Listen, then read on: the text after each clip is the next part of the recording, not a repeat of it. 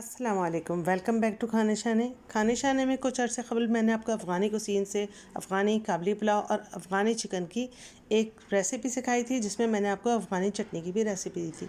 तो मेरे घर में जिसने भी वो चटनी खाई है वो उस चटनी का दीवाना हो गया है। तो उस चटनी को बहुत पसंद किया गया है। तो सबके बेहद इसरार पे आज मैं उस चटनी की अलग से रेसिपी शेयर कर रही हूँ। अगर आपको मेरी वीडियो पसंद आए तो लाइक करना और चैनल को सब्सक्राइब करना ना भूलिएगा।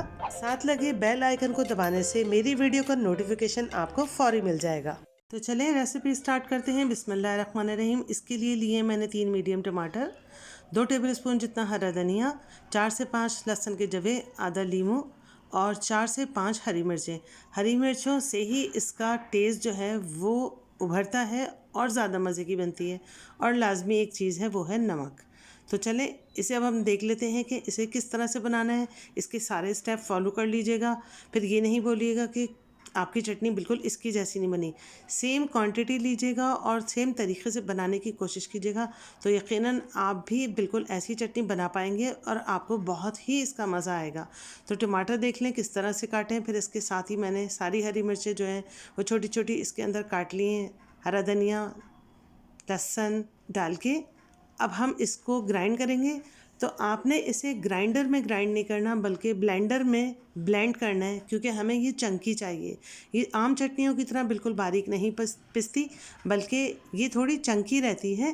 गौर से देख लीजिएगा, सारे स्टेप फॉलो कीजिएगा ताकि इसी तरह की चटनी आप बना सकें। कुछ लोग इसमें प्याज भी डालते हैं। अगर आपको प्याज का टेस्ट पसंद है तो आप इसके अंदर एक बिल्कुल छोटी वाली प्याज डाल लीजिए। और ये पानी बिल्कुल भी इसके अंदर नहीं होगा, बल्कि टमाटर के ही अपने पानी में ये ग्राइंड होगी।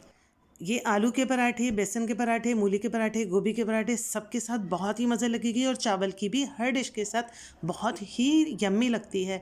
ये जितनी खाने में मज़ेदार है, उससे ज़्यादा सेहत के लिए ये बेनिफिशियल है। अब इसके अंदर लीमू डालेंगे। लीमू का अगर कोई बीज है तो लीमू के बीज निकाल लीजिए। बीज निकाल कर फिर लीमू डालिए। अगर कोई बीज वैसे चले जाए तो उसे भी डिस्कार्ड कर दीजिएगा। और नमक भी ऐड करेंगे हम अपने हस्बे ज़ायक़ा। वैसे मैंने इसमें आधा टेबल स्पून के जितना नमक ऐड किया है। और बस अब इसको, नमक को और लीमू को अच्छे तरीके से मिक्स कर लेंगे और किसी भी एयर टाइट कंटेनर में करके इसे आप फ्रिज में महफूज कर लीजिए। बहुत ही आसान, बहुत कम मसालों में बन जाने वाली ये बेहद मज़ेदार चटनी ज़रूर बनाइएगा। मुझे बताइएगा ये आपको कैसी लगी। मिलते हैं अगली रेसिपी में। अल्लाह निगहबान।